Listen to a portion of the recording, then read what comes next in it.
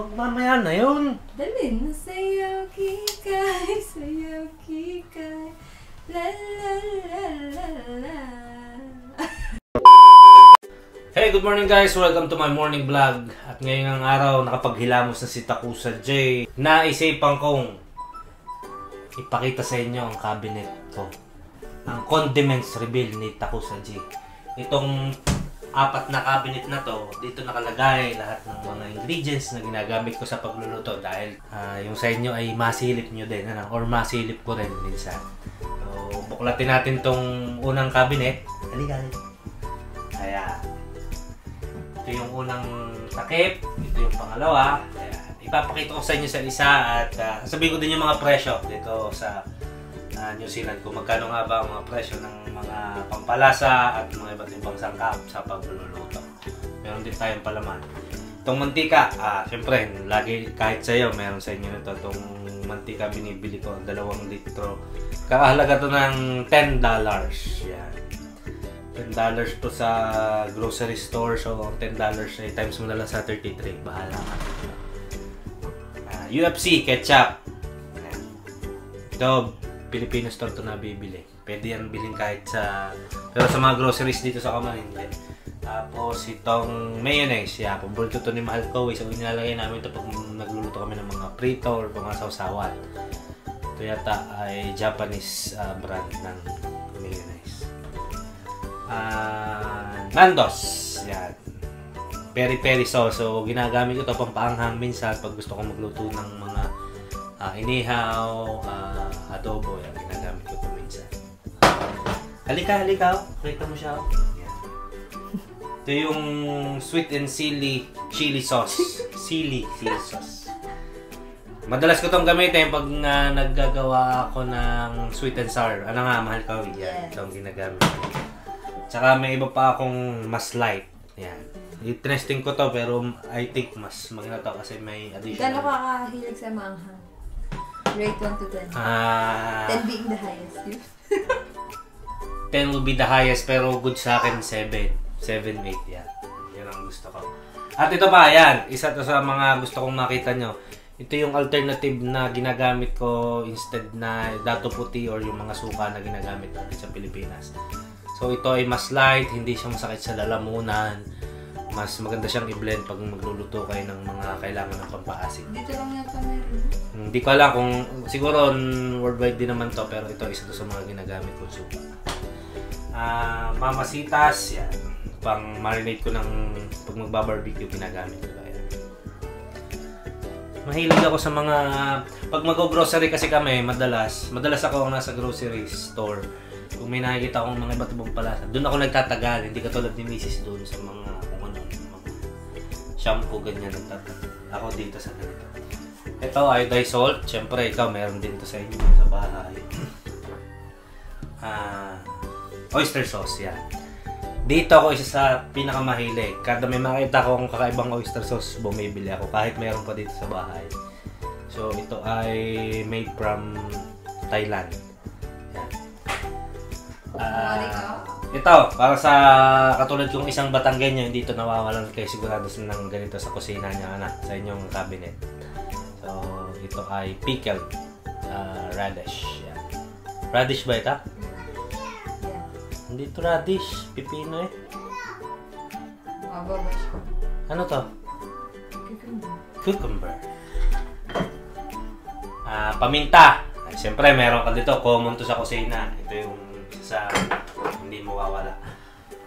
Bilang isang Batanggenyo, ito, hindi din ito mawawala sa inyo. Kasi ginagamit natin ito sa pagluluto ng kaldereta.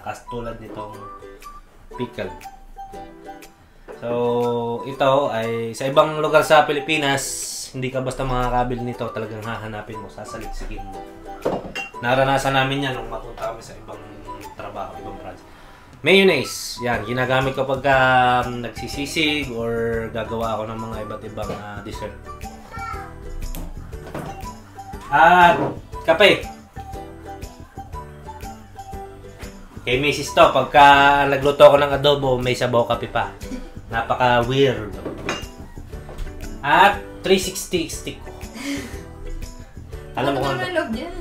Ito yung nilalako ko pag naggagawa ko ng adobo, ng ginisang papaya, ng kalabasa, ng mga gulay. Ito ay sugar. May ganito din sa inyo, iba ang lalagyan pero iba naman sa loob. Huwag kang liquid seasoning. Paminsan-minsan pagka kailangan ng konting lasa, konting panglak sa mga ginisa. Lemon juice na nasa bote na. Anytime kailangan ng sausawan, lalo pag dun sa binilag ko na sardinas. Ito. Meron tayong garlic powder. Wala nang laman. Onion powder, yan. Ginagamit ko yan sa sinangag at saka sa ibang ginisa. Pagka tinatamad akong maggayat ng turmeric, pag ginisa ko din, gusto ko yellow yung aking sinangag. Gusto mo yan, mahal ka, Wick? Dato puti, toyo. Pag walang toyo, minsan si Mrs. ang nilalaro ko sa adobo. Meron ka din dito sa bahay, sigurado. Patis! Paborito to ni Ninong Rai. Ito din sa paborito ko. Hindi ako nag-salt. Yung salt, ginagamit ko lang sa sinangag. Ito, ginagamit ko sa lahat ng pampalasa ko sa sinigang, hindi pala sa adobo. Sinigang, ginisang gulay, at saka kung ano-ano pa. Ito yung ginagamit ko. Patis. Lawrence, baka naman. Lawrence. At ito pa yung isang patis na nagustuhan ko. Ito naman hindi ko ginagamit sa pagluluto. Ito ginagamit ko kapag sausawan. Pag mayroon to akong sinigang, nilagang karne or isda, ito yung sausawan the best. Hindi siya malansa unlike kay patis, Lawrence. Malansya siya ng konti pero ito masarap sa pag nagluluto ka. Pero pag sausawan, ito yung the best. Yan.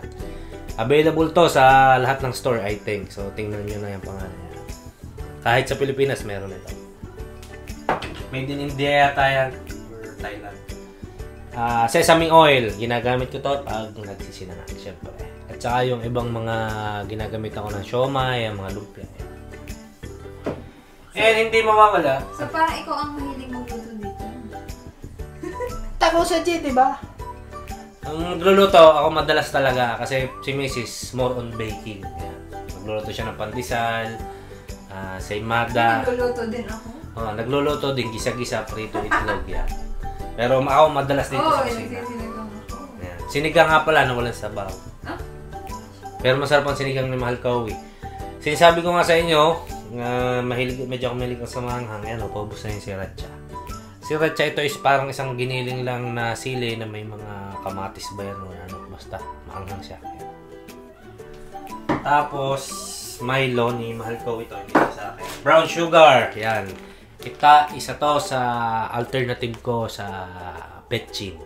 Hindi ako magamit ng betchin. Ito ang ginagamit ko. Brown sugar. Never ako gumamit ng betchin. Ito ang gamitin nyo guys. Number 1. Pag gusto nyo mag-lock yung lasa, magtama-tama yung lasa, ito ang gamitin nyo. Brown, hindi puti. Ha? Brown sugar. At tulad ng sabi ko sa inyo, madalas yung gamitin pampaasim may mga ganitong suka like apple cider. Hindi pa din nabubuksan to. Dato puti. So, sarado pa rin siya. Hindi naman yan ate. Hindi ba atin yan? Yan yung sapit bahay. Tapos, may stock na rin ako na milk just in case magustuhang maggawa ng shake or smoothie or ano. Meron tayo. Ano pa ganyan? Yes. May tira pa dito. Yan.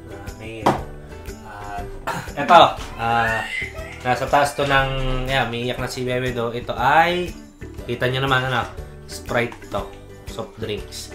Ginagamit ko to kapag halimbawa, adobo, gusto mo medyo matabis ng konti, sinasabaw ko siya. Nung kahapon, gumawa kami ng buttered shrimp, so sinabaw ko siya. So, tinatago ko lang dito. Huwag nyo itapon yung mga tira nyong soft drinks, magagamit natin yan sa pagluluto. Kung hindi nyo naman gusto na dahil sumingaw na yung ano bang tawag doon? Yung nag-oxidize na yung nasa loob niya, pwede pa rin niya gamitin sa pagluluto. Yun nga, sabi ko sa inyo, lagi akong mahilig bumili ng oyster sauce. Kahit meron pa sa bahay, no? Isang brand na naman ng oyster sauce, Panda. Diba? Tinatry ko lahat ng oyster sauce.